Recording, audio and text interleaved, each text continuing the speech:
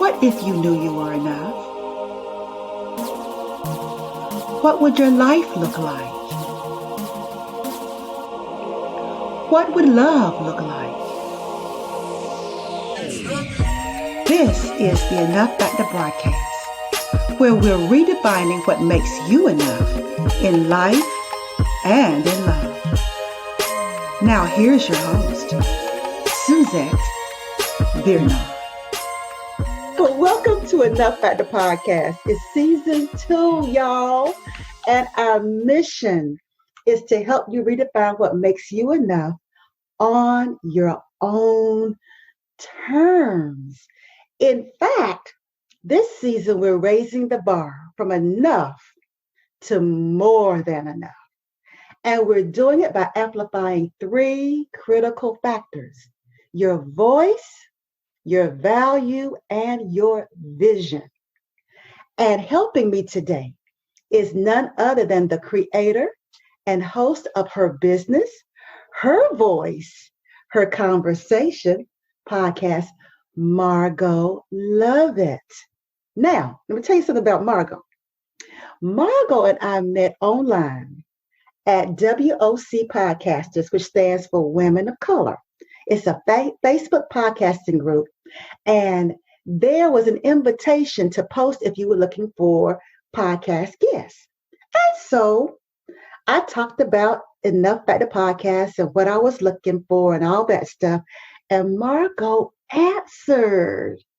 And per usual, I had to immerse myself in all things Margo, her website, her social media, her YouTube, in hopes of getting a feeling of who she was before our initial phone conversation. But I wasn't ready for this dynamic woman. I'm just going to tell you, because she had me at hello. I'm telling you, her passion, her light, her warmth just engulfed me. And it felt like I was talking to a lifetime friend. That's the woman fuzzy. But there's more. Margo has lots of accolades, but what struck me most was how she reinvented herself in her 60s, something that she and I share. After ending 26 years of employment, Margo followed her passionate hobby, internet radio. In 2017, her business, her voice, her conversations first launched, equipping folks, supporting folks, and holding them accountable during the reinvention process. No small feat. Margo has appeared in Marketing Insiders, Influential Leaders in Marketing, and the Huffington Post. Vercay Magazine not only featured Margo, but she graced their cover twice. Margo was a contributor to the women's leadership magazine, WomELLE, for 6 months.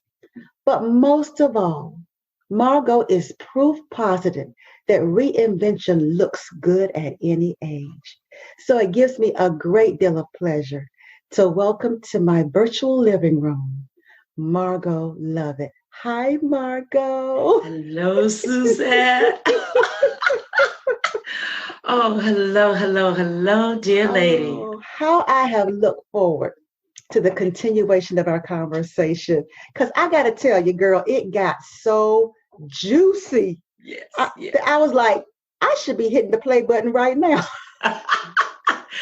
It was good conversation. Very, very good. Kindred spirits, Yes, twin souls, 2 Yes. women who have gone through major transition, aka reinvention, in our 60s, right? Yes, indeed. Yeah. Margo, I found that turning 60, girl, I feel younger. Yes. Do you feel like that too? I feel younger on one side of the spectrum, and on the other, I'm able to bring some of that wisdom of life over. So I feel not only younger, but I feel fuller and better and stronger and much more able than I've ever been. I love that. Fuller, Yeah. stronger, and more able. Isn't that great to feel vibrant, that youthful vibrance, but yet bring that wisdom and that Yes. groundedness to the conversation? It makes a big difference. It makes a huge difference. Now, in the spirit of youthful play, let's do a little truth or dare, okay? Yeah. Okay. Okay. So, what did life call you on the carpet about and demand you to tell the truth? Ooh. Life demanded, and I don't mean to go any place dark or anything, Girl, go but where you need to go. We can bring it all back up. well, life demanded that I tell the truth about when I was 19, a part of domestic violence, and with a boyfriend, and how 40 years after that, later, it was 40 years later that life demanded that I tell the truth about that, face that, so that that's what ran me out of corporate America. So that's the first thing that life demanded me to really tell the truth about. And when I did, that was part of the fullness and being better equipped. So that, because that's not a black cloud over my head anymore. That doesn't hold me hostage anymore.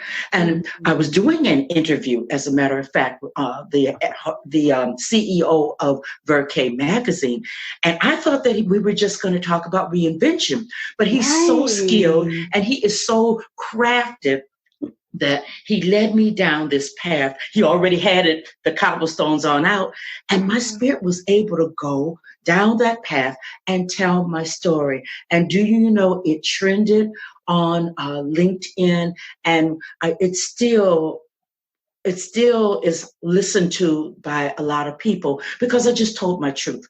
Life demanded that I tell the truth about that so that others could be helped. What I thought was, and I thought I had to face and then just walk away from it, excuse me. I had to tell that truth to help others. And it was a real life changer for me, really. Yeah, it's interesting you said that, because what came to my mind was thinking of something similar that I had to face. And I remember one of the things that helped me to face it was this thing that I came out with. It's like, it's easier to go into hell when you know you have the keys to get out. Oh, yeah. Yes. And even though you had to go into that hell, you obviously had the keys. And so it was time for you to go back in there and snatch back whatever part of you or piece of you was still being held hostage by that. Do you think? Well, that's something that's interesting that you would take, that you would say that, the keys, because it got so bad that I started to visit a therapist before I even quit the job. And it was like, okay, at that year that I was healing and still working with the therapist and that type of thing, I guess it was unresolved. That the key was, I've been working with this person, and then I left those thoughts. How can I place this? I had the keys by working with the therapist. Thought I was past it all. And when Mr. Randall brought the conversation up, the keys allowed me to go into that conversation. And that was really like, that's the final chapter. Now you're really done with it. And that was, I didn't even realize that until we had that interview. I didn't realize it. So when you said key, yeah, the therapy was the key. It was in the door. And I hadn't just really unlatched the door until that interview came up, because I was feeling some kind of way a couple of days afterwards. Not so sorrowful or, oh, I hate that I did it. But it was like resolved. And something that you would say that, because I'm just realizing that's what happened, and that's how this reinvention process happens. It is a process. And when things like that come up and conversations like this come up, new things are unearthed. And once again, you are free because you have clarity, that big C word, So Yes. thank you, ma'am. Thank you for that question. I appreciate that. Now to the dare part. What was a dare that you took and how did it turn out? And it can be something life dared of you or someone else dared of you or something that welled up inside of you that said, yeah, I dare to defy this or I dare to prove it wrong. What was Ooh, that's a good question. But what immediately comes to my mind is walking away from Vercay Radio, which is a huge network, huge internet network. And there's 5 or 6 other podcasts up under this one umbrella. Mm-hmm. And I started to think that I need firm stats. You know how Libsyn gives you stats and you know how many downloads. I needed that, and I wasn't able to get that from a network. I know that I reached 2 million downloads and streams, but I needed to be able to measure that on my own terms. So, and it's a Vercay, oh my goodness, Vercay Bashani. What a network, nurturing, loving. That's really where I got my start. That's how, as I say, I was able to reach 2 million downloads and streams. But I took the risk last year and I walked away, knowing that I was going to have to rebuild. But I built that thing organically once. So that was I dared myself to do that because I had to envision on down the road this year and next year where I want to be. So I thought I can stay over here and be safe and in the nest, or I can go where I know my heart and where my sponsorship is leading me. The sponsors that I'm going after are leading me and where they need me and where the organic growth is going. I need to go ahead and get started and go over there. So it was a big risk. It was like, oh girl, what you doing? Oh my, but you talking about a praying sister. Lord, is this going to work? And so far, so good. Excuse me. It's organic, small growth. Excuse me. Sure. But we're growing and we're gaining ground. Will I get back to 2 million downloads and streams? I don't know. That network has deeper pockets than myself. I'm just trying to get before my audience. And I love the fact that you took a risk because I think that's the beauty of reinvention. Once you've reinvented yourself once, it's like you have a formula inside or you have the confidence inside that you say to yourself, if I've done it once in this area of my life, I can do it again in another area of my life. And it's not as scary or daunting. Would you say? Yeah. It's scary, and you don't want to move about things lightly because reinvention, you invest in yourself. There's a monetary investment. Most of the time, there's a huge monetary investment, and there's that time investment. But you're exactly right. When you reinvent yourself, then you've laid a good platform. You've laid a good foundation. And my strategist, the gentleman, Brother Bedford, who helped me build out her business, her voice, her conversation, said, whatever you do with this, we have built this on a firm foundation. And whatever you do, it's not going to collapse. And that is certain. So that is such a lesson. Whatever you reinvent to do, take your time, build it out on a firm foundation so that whatever your next move is, it's not going to collapse. And I tell anybody that, that's where we mess up. We hurry up and we're looking to the left and we're looking to the right and what everybody else is doing. Oh my God, the podcast is 3 years old. I don't have any sponsors. I don't have even 1,000 downloads and listeners. Well, you know what? Maybe that's your niche. Maybe your niche is not going to grow as large as everybody else. Maybe you're not taking that shotgun approach. Make sure you're just building whatever you do is being built on a firm foundation. You're going to be all right. Just methodically keep working that thing and keep moving. You had to start somewhere. Exactly. And I know for a lot of people, I think social media kind of feeds into this, though I love social media. Yes, I do. But I think sometimes it feeds into this thing of quick, fast, and in a hurry. And my husband had to remind me we were having a conversation, not quite that one, but in a different, about a different topic. And he reminded me, he said, baby, a seed does not start out as a full-grown tree. I don't care what you do. You cannot plant a seed today and expect it to be a full-grown tree tomorrow. You plant the seed and you keep nurturing it. You keep right on doing it. And as you do that, it grows. And I think that's something that I think sometimes gets lost in the translation. Because we see these overnight, it seems like they're overnight sensations. It seems like it. But if you were to really sit down and talk with most people that seem like overnight sensations, they have been doing, praying, knocking on doors, been in obscurity for a long time, planting those seeds that nobody even knew about. Yeah, that's the truth be told. Plus, you know what, Suzette, another thing comes to my mind. We're talking about a long time. We're talking about years. I'm looking at some trees outside my house. I've been in this house 20 years, and I'm looking at the trees that were planted when we first bought here.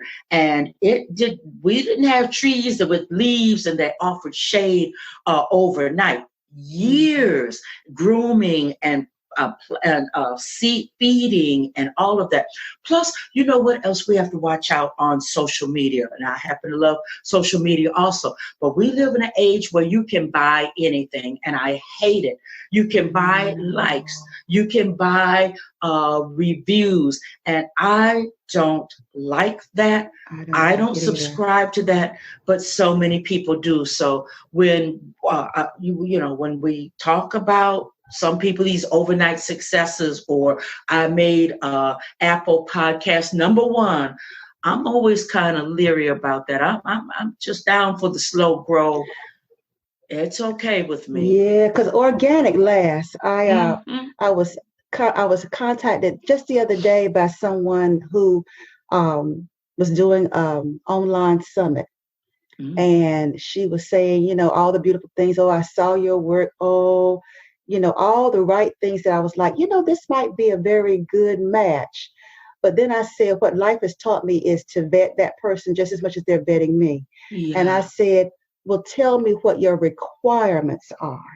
I said, because even though I know 2 summits aren't alike, I also know that there's a marketing aspect of summits that are a priority for some people. Yeah.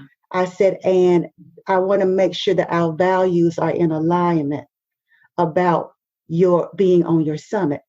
And she was like, well, let's just have a 15-minute conversation and we can do that. I said, well, you know what? No, both our time is valuable. So let's go on and find out right now, what are the requirements? And then we can both save ourselves the trouble if I'm not a good fit for you or you're not a good fit for me. And so just like she said, well, I'm just starting out and I'm looking to grow my list. I said, I got that. I said, and while I don't knock it, because it is a wonderful strategy if it works for some people. I said, but for me, I never started out my summits that way. I didn't even know about it. I said, all I knew was I was looking for people that had something valuable to offer to my listeners. I didn't care about how many people they had on their list. I didn't care whether they had a website page or not. I just wanted to hear the quality of what they had to share. Yes. And I said, and as a result of that has become such a central value of mine, that if your distribution list is your main driver for this, I'm going to have to respectfully decline. I hear you. And we all want to build our lists out.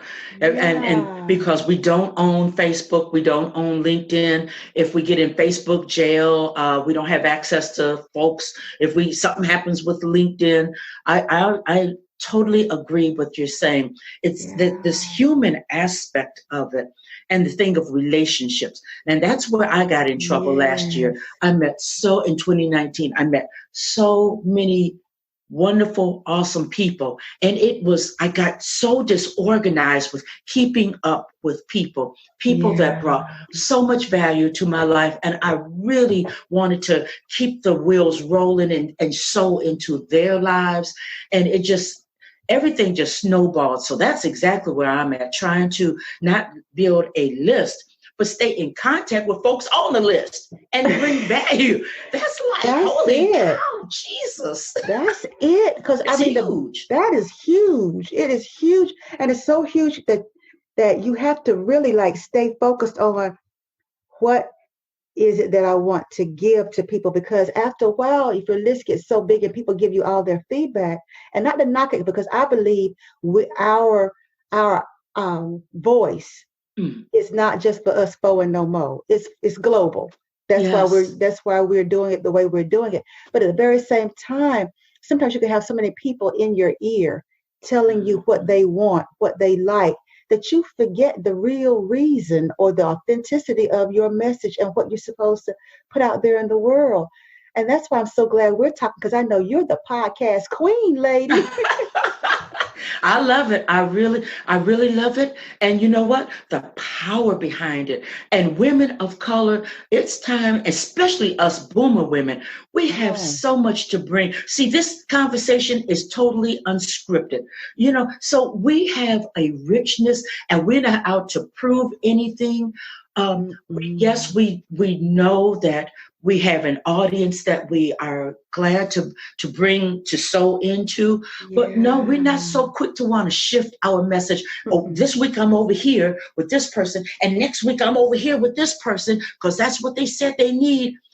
We're not trying to be all things to all men. We know that we can't be. We're not even designed to be. So we're not killing ourselves to be that.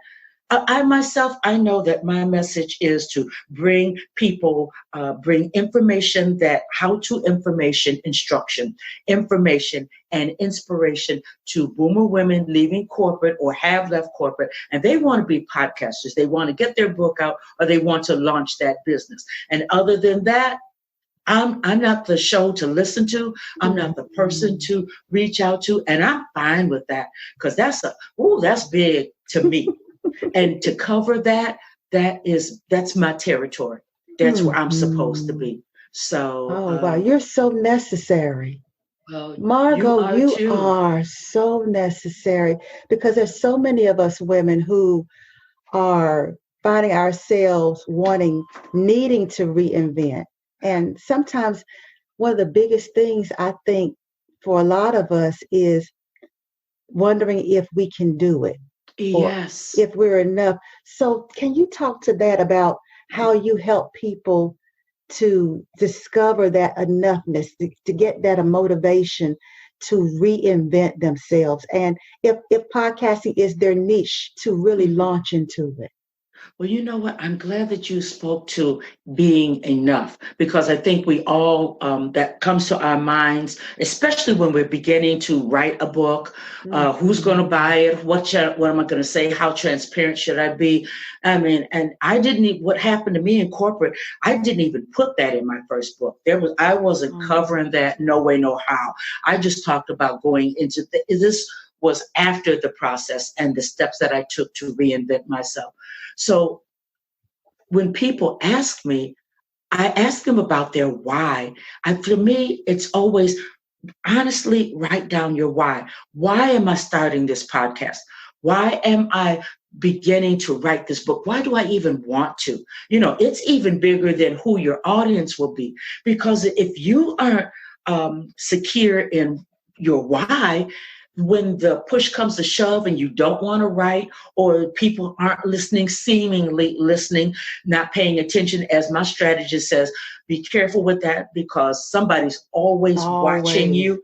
You never know. People will watch for years, not subscribe. You won't even know that they are trailing you. Or maybe when you're launching your business, okay, you're not making even $100 a month.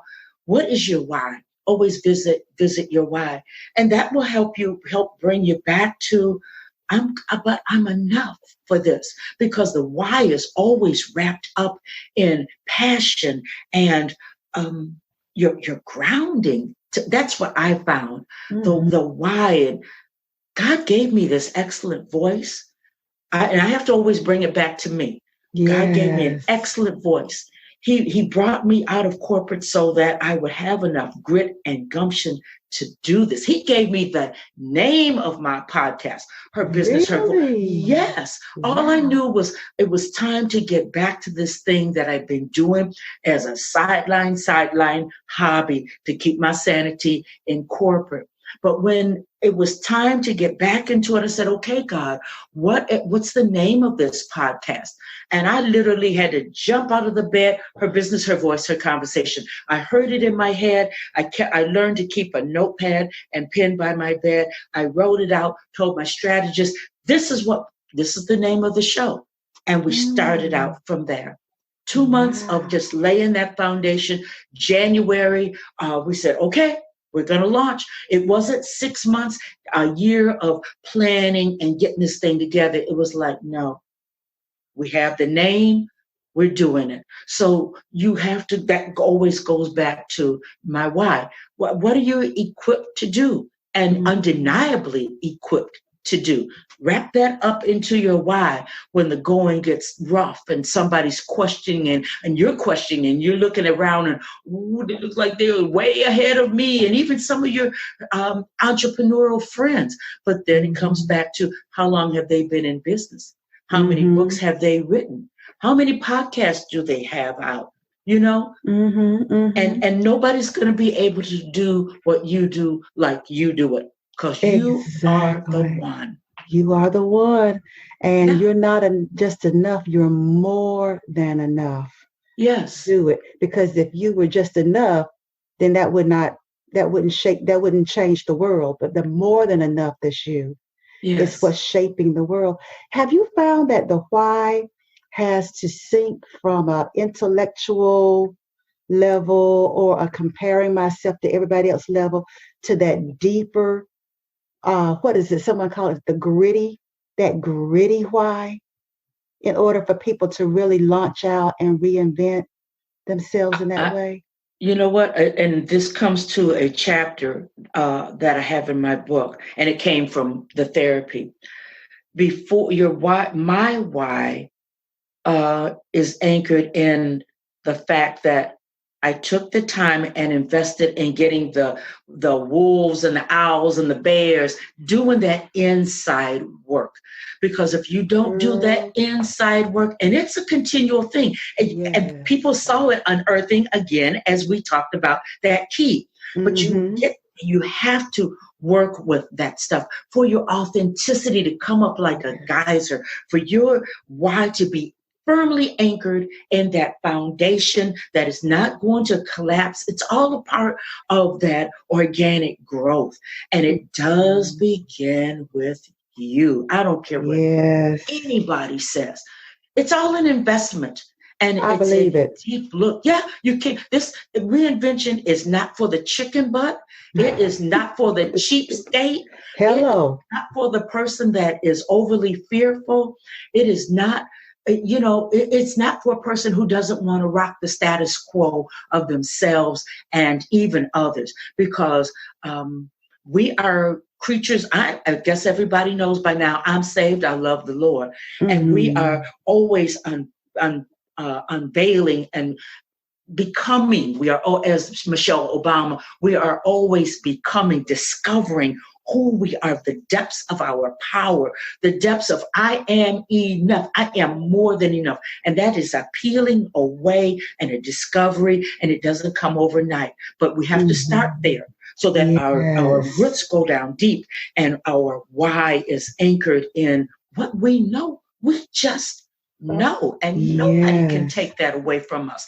You know that you are more than enough. You know that. Nobody can take that away from you. You know that you're called to do this podcast. You hear and you feel the audience. And so nobody can take that away from you. I don't care. In 10 years from now, you'll know that I did what I was supposed to do. I offered meat for people that have milk in a meat-eating world. You know, people don't need milk. They need the meat of why they are more than enough. There are many people coming on and popping their lips, and as my mama say, offering up the coup de grace. They're looking for people who are going to come and say, you are more than enough. And why I know this is to be because I'm more than enough. And I can tell you, watch my story, look at my story, look at my future. More than enough. Girl, I'm passionate. I'm off on a tangent. Oh, I'm loving it. I'm loving it. Because when you were talking, I thought about that work. I love the fact that you said that you are a Christian, you love Jesus, because I grew up in church as well. And I find that for a lot of people that have grown up in church and are subscribed to that a lot of times instead of them doing the work, they think they can just pray it away. If I can just pray it away or go to church enough, have hands laid on me, do enough ritualistic stuff, I can avoid it, like beam me up Scotty. But one of the things that has really hit me between the ears, Margo, that has become a real focal point for me in 2020 is that of confronting your valley. And that's doing the work. You got to confront your valley. There's no way to avoid it. Whether you go Old Testament, confronting your valley, whether it's in the New Testament, even Jesus had to confront his valley, and that was called the wilderness. You have to go through something that tests and tries and gets down to the hurt places, the wounded places, the human places, those places you don't want to talk about, those places you're trying to avoid, those places that you're trying to be good enough, smart enough to avoid, to compensate for. You still, in order for you to own your voice, own your value, own your vision, own the conversation, own your business, all the things that we're talking about, you have got to confront the biggest enemy, and that's enemy. Yes, girl, you said a mouthful. Got to. Yeah. And you got to do it. Pray while you're doing it. You know, pray while you're doing it. But you got to do the work. And it's not one of those things. And granted, there are some miracle stories that we know of people that went to church and they never smoked again. Or they went to somewhere and they never dealt with something again. But that's the miracle. That's the exception. That's not the rule. At least that's not my story. Everything that I have in my possession right now, God showed me how to fight and go get it. Yes, say that, Suzette. That is true. You had to get up and go get it. You had to get them rock and them slingshot and them rocks. You had to go ahead and do that action. Nobody else can. And we get mad because they don't want to help me. People take you as far as they can. Exactly. God will take you all the way. But I hope the listeners caught that. That's powerful stuff. That's true talk right there. Yes. Yeah. Oh my God, Margo, I'm telling you, we might have to do a part 2 on this, but lest we should run out of time because we have shared some good stuff right here, right now. Before we draw to a close, tell me this, because you talked about the future, 5 years from now. What do you see yourself doing and the impact that you see yourself making? Wow, 5 years from now. And I know that corporate always has a 5-year plan. And I started out with a 5-year plan, but I'm going to be in my 70s. And I am pretty sure that I'm not going to let age define me. I'm pretty sure that, I'll probably be podcasting, probably. But I'm sure that by that time I'll have a couple of journals out because I think I'll still be connected with people, but I'll probably have some journals out, do a journal every year. And I don't know that in all honesty, I don't know that I want to go through the rigors of producing a podcast on a weekly basis. I think that I will go ahead and have these journals out, and I will want to still help people realize their best life. And I would just want to be on people's podcasts. That's what I think I'm going to do. 5 years from now, that's what I think all of this is going to go to. I can accelerate the 5 years now because right now you are on my podcast and I look forward to you being on it again and again and again. And when we 70 and 75, girl, we're going to still have a lot to talk about. Oh my God. We'll be laughing back, looking back at today because so much will have happened in our forming of our podcast, the meeting of different people. Oh, the conversation. You know how 5 years, you know how deep that conversation is going to be? Girl, our voice, it's like when I know one of the things that we both share and that podcast allows us to do is to share our voice, which is us, our experience, our insights, all the things that we've gained. Can you imagine us at 70, 75, 80? What powerful voices we'll be at that time? We met some awesome people, the stories that we tell. I just started a speaking thing. Excuse me, and I know if I can just close out with this. Go ahead. The Lord opened up a door, so I was able to speak at a leverage conference it's about 3 weeks ago now. And I just told stories about how being a podcaster allowed me to open up doors for other women. They also were able to grace the cover of a couple of magazines, leadership magazines, and how they were able to leverage their conversations and really make them work for themselves or even build up their own confidence. And it's on my heart and mind to really just take that to another level and really try to find different venues to share the stories of women that I've had conversations with, men and women. Because I even had a chance to have a conversation with former Congressman Walter Tucker III. And you think that right there, that was, woo, he left no stone unturned. Congressman Tucker told the real truth about everything. And my jaw dropped and I went into it scared. This is a congressman, you know? Yeah. But he was gracious. He was kind. And that's when I really realized, stay true, Margo, because people want to share their truths. If they know that that's how you roll, they are going to be fluid. They are going to be free. And that's the reason why now I have stories to share with others. So that in 2020, I'm going to look for opportunities to share the stories of others and the power of podcasting, the power of being a guest on a podcast. You never know who's listening. You never know where that show is going to go. And that's powerful right there. We got the steering wheel of a big Mack truck, and we are being responsible drivers. Yes. You know? Oh my goodness. So Margo, tell our listeners how they can find you. I'm going to have it in the show notes too, but just in case they're driving while they're listening, we don't want them to get in any trouble trying to. No, I'll keep it real simple for them. Just go to my website, Margo, Margo, Lovett, Lovett.com. That's my website. Everything's there. And, of course, you can always say, well, I'm on every major platform. Who cares? Go over to the website. Everything's there. Keep it simple for them. That's how I found you. Because, girl, it was so funny, y'all. I'm going to say this and then I'm going to end. Even while I was getting ready to talk to you, I was immersing myself in you. And then you told me you were listening to me. I'm like, you know what? This is wild. So we were fangirling. It's like as soon as it's like, oh girl, we were just fangirling.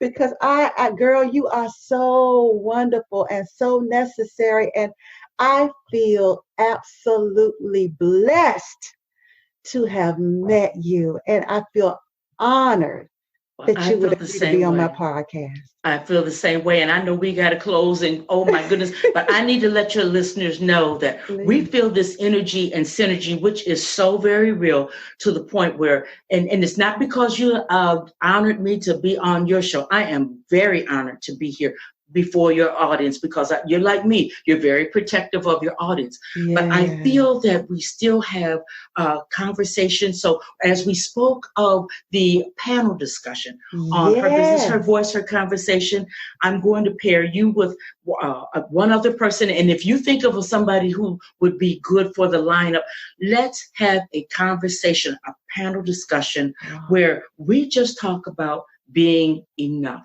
What makes us more than enough. enough. So All before day 2020, with the first 3 months of 2020, that's what we're going to do. Because when we spoke of it, it stayed on my heart and mind. That's something that has to be done. We're going to do that. We're going to do it. And I can always tell when it's the right thing, because even after all the adrenaline is gone, if you still feel excited about it, you know it was the right thing. And even after we talked about it, just you saying it again, I cannot wait. Well, I am so excited. I just know this is going to be absolute magic to a whole nother level. Yes. And I am just looking forward to it. I'm looking forward to all the ways that we will collaborate and our paths will cross, and how we'll just how we're a part of each other's story.